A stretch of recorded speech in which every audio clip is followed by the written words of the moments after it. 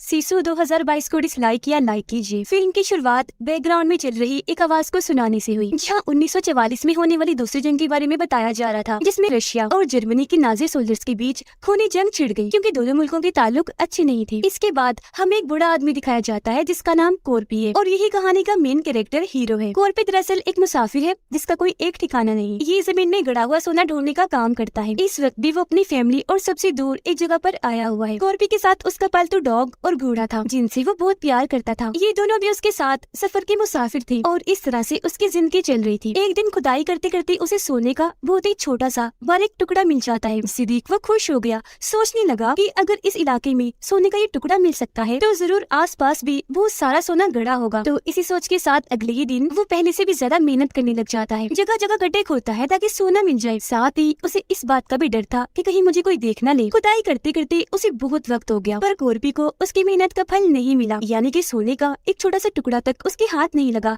जिस वजह से वो उदास हो गया। फिर अगली सुबह जैसे उसने एक जगह खुदाई की तो उसे बहुत सारा सोना मिल जाता है जिसका उसने अंदाजा भी नहीं लगाया था। ये देख उसके अंदर खुशी की लहर दौड़ गई। खुशी में आंखों से आंसू आने लगते हैं। ऐसे ही फिर रात हो गई। कोर्पी वहाँ का सारा सोना निकाल कर अपने घर आ गया। फैसला करता है कि सुबह होते ही मैं शहर में सोना बेचकर अच्छे खासे पैसे कमा लूंगा। फिर जैसे ही सुबह हुई नहा धोकर वो अपने सफर पर निकल गया, जहाँ उसे बहुत सारे खतरों का सामना करके अपनी मंजिल तक जाना था। उसने सारा सोना ले लिया। घोड़े पर बैठकर अपने डॉग को लेकर वो शहर की तरफ जा रहा था, जहाँ रास्ते में उसे नाजी सोल्जर्स की टीम नजर आती है क्योंकि वो दो रशियन लड़कियों को अगवा करके अपने साथ ले जा रही थी। जैसे ही कोर्पी उनके सामने से गुजरा सारे सोल्जर्स उसे देखकर हंसने लगते हैं। कोर्पी की नजर कमांडर पर गई जो बड़ी गौर से उसे देख रहा था, पर नजरअंदाज करके उसे वहाँ से जाने देता है। फिर अपने आदमी को कमांडर बताता है कि ये भी बचने वाला कहाँ है, बहुत जल्द ये भी मारा जाएगा क्योंकि हमारे सोल्जर्स की एक और टीम पीछे जमीन में बारूद बिछाती हुई आ रही है, जिसमें फंसकर ये बूढ़ा कोर्पी मारा जाएगा। कोर्पी जब आगे बढ़ा तो देखता है कि बहुत सारे लोगों को मारकर उन्हें बीच रास्ते पर खंभों के साथ टांग दिया गया है, जो देख वो हैरान भी था, साथ ही थोड़ा घबरा भी जाता है क्योंकि दोनों मुल्कों के बीच चल रही दुश्मनी और जंग इस कदर बढ़ गई है कि नाजी सोल्जर्स बेकसूर लोगों को भी मौत के घाट उतार देते हैं और फिर मरे हुए लोगों को ऐसे लटका दिया जाता है, जिस वजह से हर किसी का वहाँ आना जाना किसी खतरे से खाली नहीं था। फिर वहाँ से थोड़ा और आगे जाने पर उस आर्मी का एक और सोल्जर कोर्पी को रोक लेता है और उसकी तलाशी लेने लगा, जहाँ उसे पता चलता है कि कोर्पी एक स्मगलर भी है जो सोना चुपचाप यहाँ से स्मगल करके ले जा रहा था। इस बात से सोल्जर को गुस्सा आया। वो कोर्पी को सारा सोना देने और खुद को उनके हवाले करने का कहता है। ये देखकर कोर्पी अपने डॉग को वहाँ से भागने का कहता है। जब डॉग वहाँ से भागा तो सोल्जर्स उस पर गोलियां चलाने लगते हैं। गोलियों की आवाज सुनकर आगे बढ़ रहा वो कमांडर समझ जाता है कि जरूर मेरे सोल्जर ने उस बूढ़े कोर्पी का काम तमाम कर दिया होगा, जिस बात से वो मुस्कुराने लगा। और उसे क्या पता था कि ऐसा कुछ नहीं हुआ। उधर सोल्जर कोर्पी को परेशान करने लगा। वो उसे तंग करके मजाक बना रहा था और उस पर हंस रहा था, जिस बात से कोर्पी को गुस्सा आ गया। उसने अपना चाकू लिया और उसके सर में घुसाकर आर पार कर दिया, जो देखकर तो बाकी सोल्जर्स की हालत ही खराब हो गई, लेकिन फिर भी वो एक साथ उस पर हमला कर देते हैं। तो फिर क्या था, कोर्पी भी अकेला ही उनसे लड़ पड़ा। एक सोल्जर की वो टांग तोड़ देता है तो एक की गर्दन और एक पर गोलियां चलाकर उसे मार डालता है और इस तरह से उसने सबको मार दिया, जिसे हम भी समझ जाते हैं कि बेशक वो बुरा है लेकिन हद से ज्यादा बहादुर और ताकतवर है कि इतने सारे सोल्जर्स भी उसके सामने टिक नहीं पाए। गोलियों की आवाज सुनकर कमांडर टैंक को मोड़कर वापस लेने को कहता है और जब वो उस जगह पर आया तो अपने सोल्जर्स की लाशें देखकर काफी हैरान रह गया। लेकिन जब एक सोल्जर की लाश के ऊपर से उसे सोने का एक टुकड़ा मिला तो वो काफी दंग रह गया, ये सोचकर कि अभी अभी जिस आदमी को हमने बूढ़ा समझकर नजरअंदाज कर दिया वो तो सोने का स्मगलर है जिसके पास न जाने कितना सोना होगा। तो अब कमांडर भी सोने की लालच में अपना टैंक उसके पीछे पीछे दौड़ाने लगता है। बहुत जल्द उसे कोर्पी दिख भी गया, जिस पर अपने साथियों को कहकर वो गोलियां चलवाने लगता है, जिनसे बचने के लिए कोर्पी अपने घोड़े को तेज दौड़ाकर थोड़ा दौड़ निकल आता है। कमांडर ने भी गोलियां चलवाना बंद कर दी थी क्योंकि वो कोर्पी को देख रहा था कि वो जा कहाँ रहा है, क्योंकि कोर्पी उस जगह पर आ गया था जहाँ जमीन में बारूद दबाया हुआ था।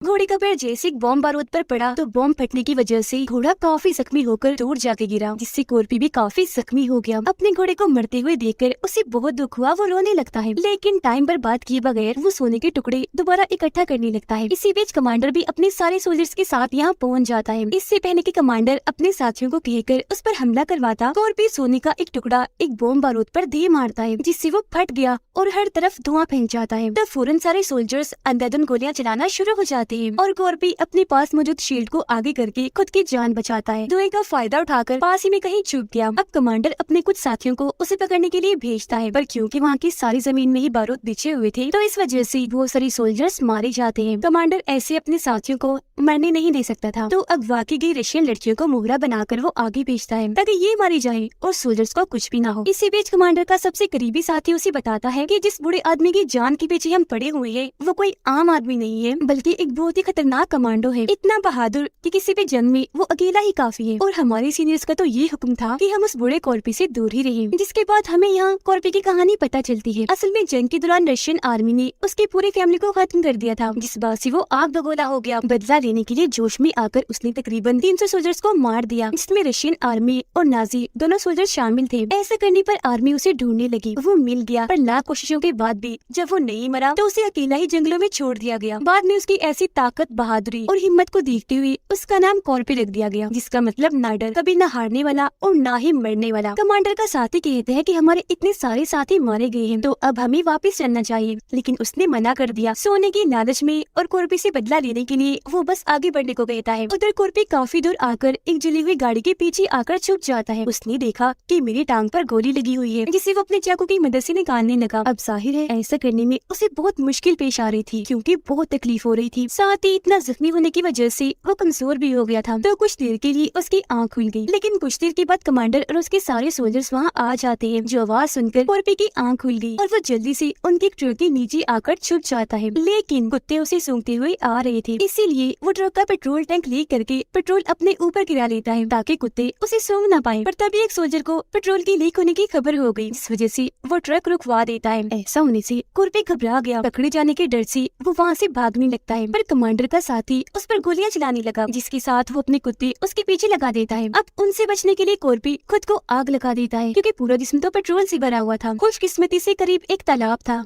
जिसके अंदर फौरन वो कूद जाता है। अब उसकी ऐसी हिम्मत और बहादुरी देखकर सारे सोल्जर्स काफी हैरान और परेशान हो जाते हैं कि आखिर ये है क्या, मरता ही नहीं और इसे पकड़ा कैसे जाए। पर कमांडर की उसे पकड़ने की कोशिश यहाँ खत्म नहीं होती, बल्कि वो अपने कुछ सोल्जर्स को कश्ती के जरिए पानी में भेजता है। फिर वो पानी में कूद जाते हैं कॉर्पी को पकड़ने के लिए, पर वहाँ भी कॉर्पी एक एक करके सभी को पानी में मार देता है। यानी उसका जोर न सिर्फ जमीन पर था, बल्कि पानी के अंदर भी वो बहुत ताकतवर था। ऐसे फिर वो इस तालाब से भी भाग जाता है, लेकिन उसका पालतू डॉग पीछे ही रह गया, जिसे देखकर कमांडर अब एक नया प्लान तैयार करता है। कॉर्पी वहाँ से निकलकर एक सुनसान जगह पर आकर रुक गया। यहाँ एक पुराना टूटा फूटा पेट्रोल पंप था, जिसके अंदर जाकर वो आराम करने लगा, क्योंकि काफी जख्मी हो गया था। लेकिन तभी उसे अपने डॉग की आवाज आई। वो जैसे बाहर अपने डॉग के पास आया तो देखता है कि इसके जिस्म पर तो बॉम्ब बांधा हुआ है। कॉर्पी बॉम्ब उतारकर जैसे उसे फेंकने लगा, अचानक बॉम्ब फट गया, जिससे वो काफी दूर जाकर गिरता है। फौरन बेहोश हो गया। थोड़ी देर बाद यहाँ कमांडर और उसके साथी आ गए, जो कॉर्पी को घसीटकर वहाँ लगी एक लकड़ी के पास ले जाते हैं। फांसी लगाकर उसे वहाँ लटका दिया जाता है, जिसके बाद वो लोग वहाँ से चले गए। अब आपको क्या लगता है कि कॉर्पी का खेल खत्म? नहीं, बिल्कुल नहीं, क्योंकि हम जानते हैं कि वो एक खतरनाक कमांडो है, तो ऐसे उसका खात्मा नहीं हो सकता। इस तरह के खतरों से कैसे निपटना है वो अच्छे से जानता है। वो लकड़ी के खंभे पर लगी कील के ऊपर अपना पैर रख लेता है, जिससे उसकी फांसी का वजन कम हो गया और कुछ देर के लिए मरने से वो बच जाता है। कुछ ही देर में सुबह हो गई। एक प्लेन के जोर से वहाँ से गुजरने की वजह से रस्सी ढीली हो गई, नीचे की तरफ आकर टूट गई, जिससे कॉर्पी नीचे गिर जाता है। प्लेन के दोनों पायलट इसी पेट्रोल पंप पर आते हैं पेट्रोल भरने के लिए। जैसे उनकी नजर कॉर्पी पर पड़ी तो वो एक पायलट को भेजते हैं उसे मारने के लिए। अब कॉर्पी, जो बहुत ज़हीन था, बड़ी चालाकी से दोनों पायलट्स को मार देता है और एक को जख्मी कर देता है। ऐसा करने के बाद वो अपने जख्मों की मरहम पट्टी करता है, जिसमें वो किसी बैंडेज पट्टी का इस्तेमाल नहीं करता, बल्कि लोहे की बारीक तार से अपने जख्म सीता है। ये देखकर तो सामने पड़ा जख्मी पायलट कांप उठा, क्योंकि उसने आज से पहले इतना हिम्मत वाला आदमी कभी नहीं देखा था।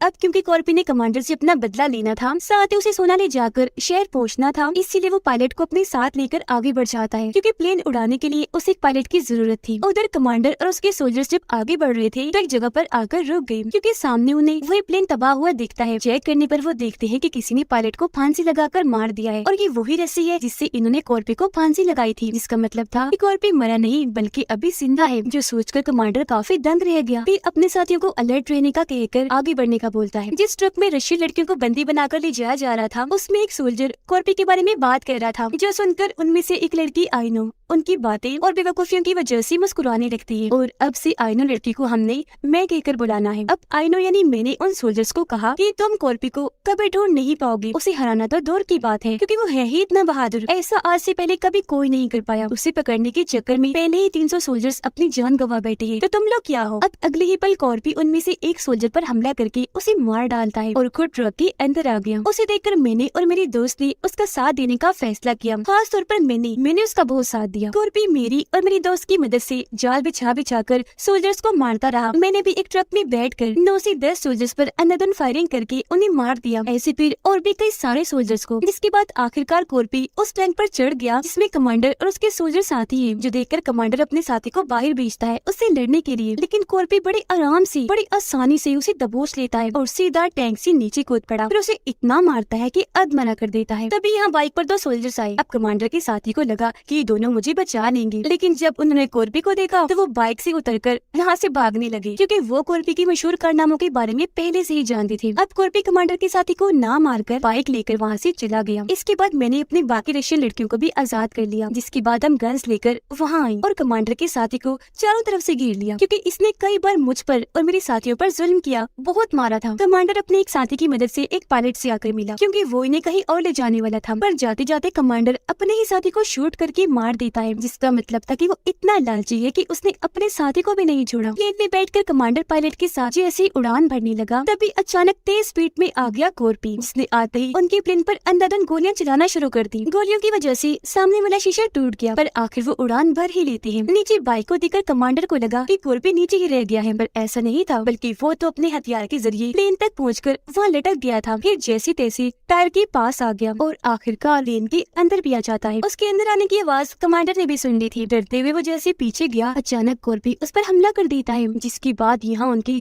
खतरनाक लड़ाई शुरू हो जाती है। इस लड़ाई में कमांडर कॉर्पी पर भारी पड़ रहा था, उठा कर उसे मार रहा था। वो उसे हुक की मदद से मार कर जख्मी कर देता है, जिससे कॉर्पी इतना जख्मी हो गया कि उसकी हालत मरने वाली हो जाती है। अब इससे पहले कि कमांडर दोबारा से उस पर हमला करता, कॉर्पी मौका देकर हुक को मिसाइल के साथ जोड़ देता है, जिसकी रस्सी कमांडर ने पकड़ी हुई थी, और फिर मिसाइल को छोड़ ही देता है। उसकी वजन से मिसाइल के साथ कमांडर भी नीचे जमीन पर आ गया, जहाँ आते ही मिसाइल फट गया, जिससे कमांडर के चित्र उड़ जाते हैं और यहाँ उसका खेल खत्म। थोड़ी देर बाद कॉर्पी देखता है कि जख्मी होने की वजह से पायलट की मौत हो गई है, जिससे प्लेन धीरे धीरे अब जमीन की तरफ झुकता जा रहा है। अब कॉर्पी को प्लेन तो चलाना नहीं आता था, इसलिए वो खुद को मजबूती से बांधकर पिछले हिस्से में आकर बैठ जाता है, जिसके बाद प्लेन जमीन पर आते ही टकराने की वजह से तबाह हो गया। प्लेन के टुकड़े टुकड़े हो गए। उधर सारी रशियन लड़कियां यानी मैं और मेरी दोस्तें नॉर्वे तक पहुंच गई थी। साथ में हम कमांडर के साथी को भी बांधकर लाए थे, जिसे मार कर हमने जख्मी कर दिया था। अब हम दलदल में से एक आदमी को बाहर निकलता हुआ देखते हैं। हैरत, वो और कोई नहीं बल्कि कॉर्पी था, जो इतने बड़े प्लेन तबाह होने के हादसे से भी बच गया, जो बात सच में तारीफ के काबिल है। खैर, अब वो बचा हुआ सोना बेचने के लिए सोने की एक काफी बड़ी दुकान पर जाता है। अंदर आते ही अपना लाया हुआ सारा सोना काउंटर पर रख देता है, जिस सोने को देखकर आसपास के सभी लोग काफी हैरान रह जाते हैं। सोना देने के बदले कॉर्पी उनसे बड़ी रकम और किसी बड़े चालान की मांग करता है, ताकि आगे से उसे कोई दिक्कत ना हो, आसानी से वो पैसों को ले जा सके और यहाँ पर दोबारा सोना भी ला सके। तो ये थी कॉर्पी की बहादुरी की कहानी। तो उसकी तरह बाकी लोग जो कामयाब होना चाहते हैं, हमेशा हिम्मत रखें, हौसले से काम लें और अपनी मुश्किलात इम्तिहानात के सामने डट कर खड़े रहे, उनका मुकाबला करें। ये मूवी इधर ही खत्म हो जाती है।